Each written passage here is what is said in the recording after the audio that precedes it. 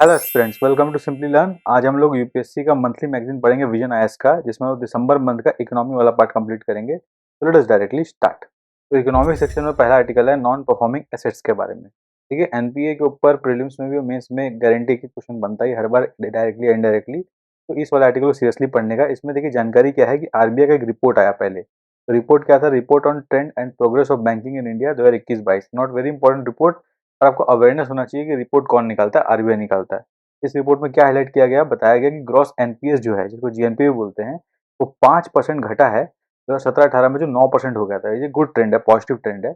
आपको एक तो ये अवेयरनेस होना चाहिए, पहले रिपोर्ट कौन निकाला और किसी का रिपोर्ट है। देन सेकंड, बैंक और एनपी के बारे में डेफिनेशन है। बैंक क्या होता है ये हल्का रीड कीजिए। कई बार ऐसे यूपीएससी में स्टेटमेंट आ जाता है, व्हाट इज दिस, जैसे नेशनल स्टेट क्या होता है, तो उसमें ये डेफिनेशन भी एक स्टेटमेंट में आ सकता है कि बैंक क्या होता है। 4 स्टेटमेंट दे दिया, बताइए क्या सही है क्या गलत। तो इस हिसाब से पढ़ना जरूरी है। उसके बाद ये है कि एनपीए क्या होता है। एनपीए लोन एडवांस होता है। तो प्रिंसिपल और इंटरेस्ट पेमेंट जो है ओवर ड्यू हो गया 90 दिन से ज़्यादा, तो वो एनपीए कन्वर्ट हो जाता है। ये जानकारी सेकंड इंपॉर्टेंट। फिर एग्रीकल्चर लोन के लिए एनपीए क्या क्राइटेरिया है? 2 क्रॉप सीजन, जो कि शॉर्ट ड्यूरेशन क्रॉप के लिए, और 1 crop season for long duration crop.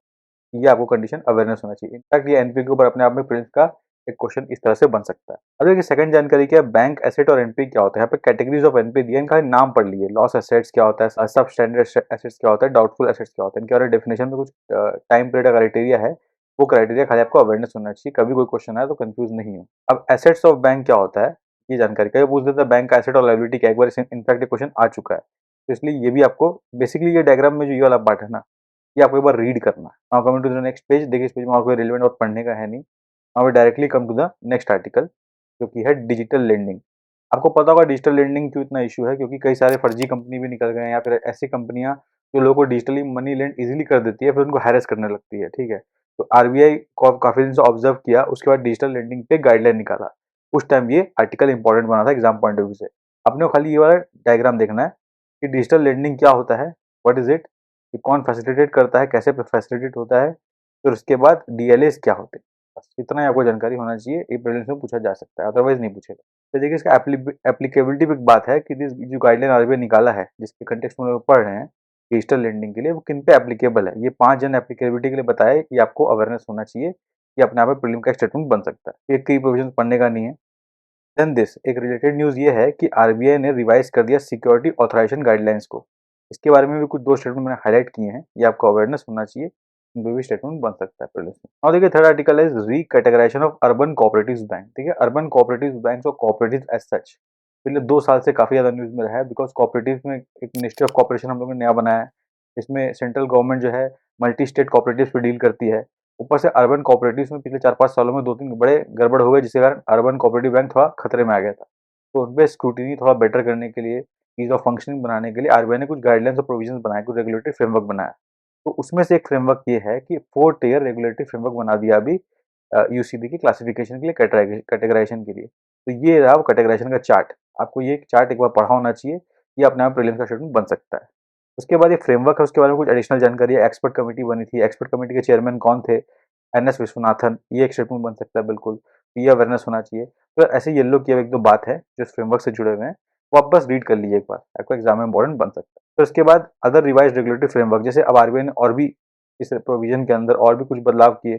एक नेटवर्क संबंधित, कि अब फॉर टियर 1 के जो अर्बन कोऑपरेटिव्स बैंक है, इसी तरह अदर टियर के जो अर्बन कोऑपरेटिव्स बैंक है, उनमें नेट वर्थ का क्या क्राइटेरिया है। Capital to risk weighted asset ratios, ये क्या होता है। सीआरएआर, ये इनका क्या क्राइटेरिया है। इनका डेफिनेशन भी इंपॉर्टेंट है। सीआरएआर क्या होता है वो भी आपको पता होना चाहिए। नहीं पता तो गूगल कर लीजिए, very easy. Then financially sound and well managed UCBs के लिए क्या क्राइटेरिया है। ये तीनों क्राइटेरिया स्टेटमेंट को पता होना चाहिए, बिकॉज सीधा यूपीएससी में क्वेश्चन आ जाएगा कि आरबीआई के टियर 1 जो अर्बन कोऑपरेटिव्स है उनके लिए क्या न्यू क्राइटेरिया है। उसमें 4 स्टेटमेंट दे देगा, 2 सही होगा 2 गलत होगा, कंफ्यूज हो जाओगे कौन सा सही कौन सा गलत है, आपको नहीं पता चलेगा। सिलेक्शन टाइप का होता है कि 2 कौन सा करेक्ट है कौन सा रॉन्ग, उसमें ऑप्शन दिया रहेगा, कंफ्यूज हो सकते हो।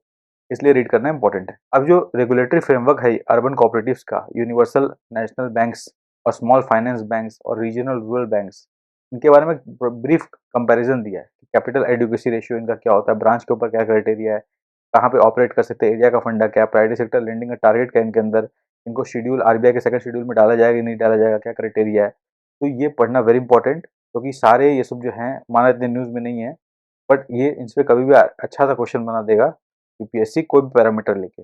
इसलिए इकोनॉमी के टर्म में ये वाला पार्ट पढ़ना जरूरी है। और इनफैक्ट ये भी है ना कि देखिए economy, science, tech and environment, ये तीनों से मैक्सिमम करंट अफेयर का क्वेश्चन बनता है, जो कई बार बच्चे गलत कर देते हैं।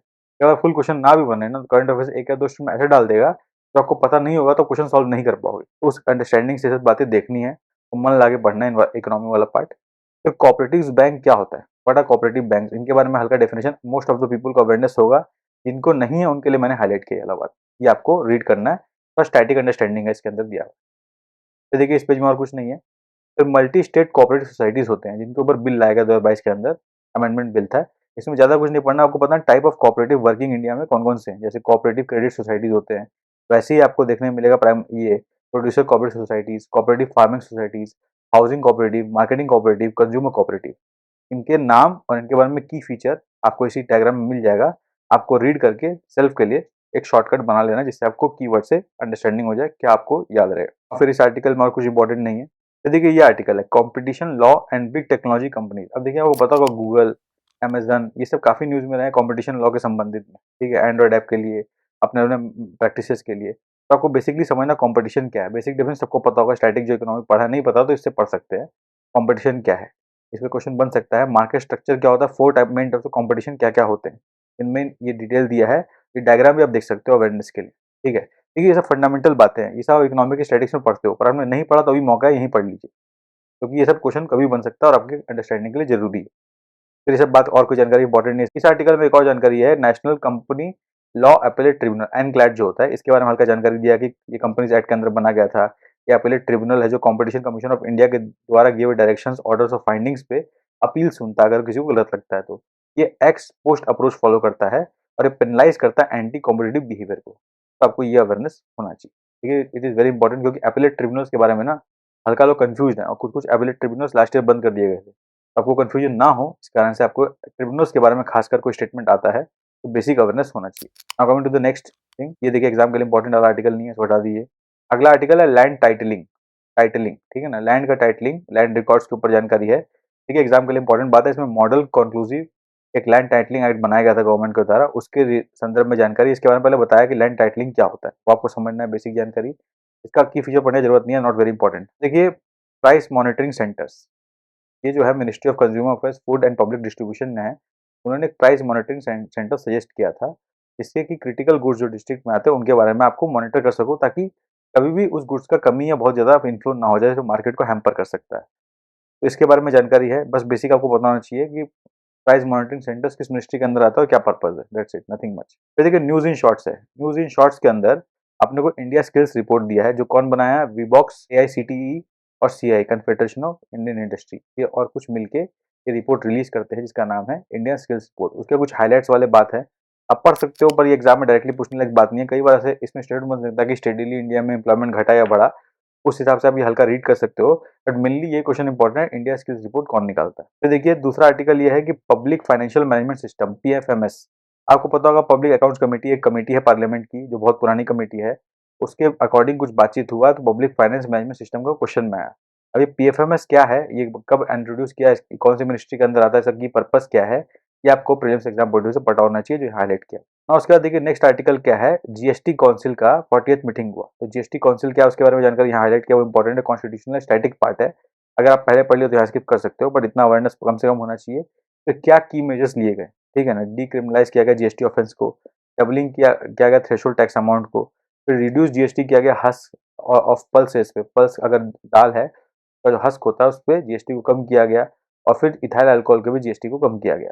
और taxation, tobacco, gutkha, determination of tax treatment of online gaming, casinos and horse racing and tribunal, इनके ऊपर कोई डिसीजन नहीं लिया गया। ये वेरी इंपॉर्टेंट, क्योंकि कई बार पूछ देता है प्रीलिम्स में कि इनमें से किस पे जीएसटी लगता है, तो आपको ऐसा ऑप्शन दे देगा, आपको नहीं पता होगा तो गुमराह हो जाओगे। एक बार ऐसा क्वेश्चन आ चुका है पास्ट में, तो इसलिए सब बेसिक अवेयरनेस आपको होना चाहिए जीएसटी काउंसिल के बारे में। Now in the next article देखिए क्या है, सेस के ऊपर बात किया गया। सेस क्या होता है, एक तरह का टैक्स ऑन टैक्स होता है, जो कि स्पेसिफिक पर्पस के लिए बनाया गया है। जैसे मान लिया हम बोले कि ग्रीन ग्रीन सेस ले रहे हैं, तो हम ग्रीन पर्पस के लिए उसको यूज करेंगे, तो उसका अनयूजेबिलिटी या उसका यूज अभी तक नहीं हुआ है, उसके ऊपर कई सारा प्रॉब्लम आया था, जिस सीएजी ने भी कई अपने ओपिनियन दिए थे। तो सेस के बारे में जो प्रीलिम संबंधी इंपॉर्टेंट बात है, वो इसी आर्टिकल में दिया, आप डायरेक्टली रीड कर सकते हो। उसके बाद कुछ इंपॉर्टेंट सेस के बारे में बताया गया, उसमें से ये सेस थोड़ा इंपॉर्टेंट है, यूनिवर्सल एसेस लीवी। ये किसके अंदर आता है, आपको पता होगा ट्राई के अंदर एक रेगुलेशन है, यूनिवर्सल सर्विस ऑब्लिगेशन फंड, जिसमें जो टेलीकॉम प्रोवाइडर्स हैं उनको ये टैक्सेस देना पड़ता है फॉर द सर्विसेज। तो ये मिलके बाद में जाके कंट्री के अंदर टेलीकॉम इंफ्रास्ट्रक्चर को प्रमोट करता है यही फंड से। तो इसलिए आपको ये अवेयरनेस होना चाहिए हल्का सेस के बारे में। फिर बैंक एश्योरेंस, देखिए बैंक एश्योरेंस क्या होता है आपको ये पता होना चाहिए। इट्स बेसिकली गवर्नमेंट ने नोटिफाई किया एक नॉर्म्स बैंक एश्योरेंस के बारे में।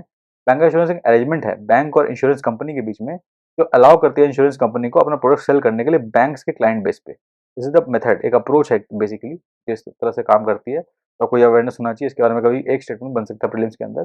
फिर वर्ल्ड बैंक का माइग्रेशन और डेवलपमेंट ब्रीफ है, नॉट डायरेक्टली एग्जाम में पूछने लायक नहीं है, मेंस में इंपॉर्टेंट होगा, इधर पूछने लायक डायरेक्ट मुद्दा नहीं है, तो तुमने करेक्टली उसको स्किप करेंगे। फिर अगला आर्टिकल है ग्लोबल वेज रिपोर्ट, जो कि आईएलओ निकालता है, इंटरनेशनल लेबर ऑर्गेनाइजेशन आईएलओ। उसका ग्लोबल वेज रिपोर्ट है, ये पूछ सकता है कौन सा संस्था निकालता है पहला। तो उसमें क्या की हाईलाइट्स है इंडिया संबंधित, उसमें एक दो बात इंपॉर्टेंट है, आपको रीड करना चाहिए।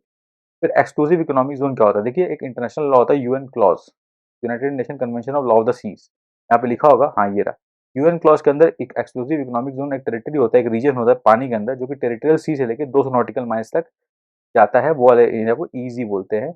इस पे उस जिस टेरिटोरियल बाउंड्री का हम लोग बात कर रहे हैं उस पे उसका एक्सक्लूसिव अथॉरिटी होता है वहाँ पे इकोनॉमिक रिसोर्स को डील करने का, उसको एक्सप्लॉइट करने का। That is why EEZ important for any country economic development. इसके बारे में कोई एग्जाम में संबंधित इंपॉर्टेंट बात है जो यहाँ दिया हुआ, जो मैंने हाईलाइट कर दिया, उसको रीड कीजिए डेफिनेटली। फिर है Kirit Parikh panel on gas and prices. अरे आपको इतना पता होना चाहिए, किरित पारिक के पैनल बना था किस पे, गैस प्राइस के ऊपर बना था बस, बाकी नहीं पता चलेगा। ठीक है, नॉट वेरी इंपॉर्टेंट, पर एग्जाम पूछ दिया तो आपको हल्का अवेयरनेस होना चाहिए। और देखिए नेक्स्ट आर्टिकल ये है कि अर्बन रिजुविनेशन, अर्बन रिजुविनेशन के लिए ministry of housing and urban affairs MoHUA जो होता है उसने कुछ इनिशिएटिव निकाले। एक सिटी फाइनेंस रैंकिंग निकाला, एक सिटी सिटी ब्यूटी कॉम्पिटिशन निकाला। इन दोनों के बारे में इंपॉर्टेंट बात हाईलाइट किया है, ये एग्जाम में प्रीलिम्स स्टेटमेंट एक क्वेश्चन डेफिनेटली बन सकता है इसके ऊपर, तो ये वाला आपको जानकारी होना चाहिए। ठीक है, इसको रीड कीजिए स्टाइल से। Now second is that U20 urban 20 क्या है, बेसिकली G20 के अंदर, G20 इंडिया ने प्रेसिडेंसी गेन किया, तो ministry of housing and urban affairs, जिसको मैं प्यार से महुआ बोलता हूँ, उसने एक इवेंट ऑर्गेनाइज किया U20। इसके अंदर अर्बन इंफ्रास्ट्रक्चर को डेवलप करने के लिए सिटीज क्या क्या फैसिलिटेट कर रही है उसको भी डिस्कशन किया गया। तो आपको बस U20 क्या होता है इतना पता होना चाहिए, नॉट वेरी इंपॉर्टेंट, बट अगर टाइम है तो उसको रीड कर लेंगे। फिर एक स्वामी फंड होता है, स्वामी फंड, और स्वामी का फुल फॉर्म क्या होता है ये यहाँ गिवन है। तो स्वामी फंड का यूज क्या है ये हल्का बताएगा हाईलाइट करके, प्रीलिम्स में बन सकता है, इसलिए रीड करना जरूरी है। Agriculture investment portal not important. Then we have scheme for facilitating startups intellectual property protection SIPP. ये इनिशिएटिव बहुत इंपॉर्टेंट है क्योंकि इंटेलेक्चुअल प्रॉपर्टी और स्टार्टअप पे पूरे वर्ल्ड का फोकस है, क्योंकि they are the driver of the economy in a way, जो कि फ्यूचरिस्टिक टेक्नोलॉजी या फ्यूचर बिजनेस डेवलप कर रहे हैं। तो इनको प्रमोट करने के लिए वर्ल्ड काम कर रहा है, और India third largest startup ecosystem बन गया है, और इंडिया खुद भी जोर है स्टार्टअप्स पे, इसलिए इंपॉर्टेंट है। इसलिए आपको इसके बारे में बेसिक अवेयरनेस होना चाहिए। फिर एविएशन सेफ्टी रैंकिंग से एक रैंकिंग आता है, वो एक संस्था निकालती है जिसमें इंडिया का रैंक इंप्रूव हुआ है, 48 पोजीशन पे आ गया 102nd से 102nd स्पॉट से। जो संस्था इस रिपोर्ट को निकालती है उसका नाम है इंटरनेशनल सिविल एविएशन ऑर्गेनाइजेशन। तो आपको ये अवेयरनेस होना चाहिए। तो इसके बारे में इस रिपोर्ट का दो तीन इंपॉर्टेंट बात जो मैंने हाईलाइट किया है, इतना ही रेलिवेंट एग्जाम के लिए, और कुछ पूछेगा नहीं। यही था आज के इकोनॉमी वाले डिस्कशन में। आप लोग पढ़िए, आप लोग का कम से कम समय में डिस्कशन कंप्लीट हो जाएगा। और ये डिस्कशन पीडीएफ एक्सेस करने के लिए आप लोग टेलीग्राम चैनल है सिंपली लर्न ऑफिशियल चैनल, उसको ज्वाइन करें, वहां पे आप लोग डिस्कशन पीडीएफ एक्सेस कर सकते हैं। तब तक के लिए best wishes for the examination.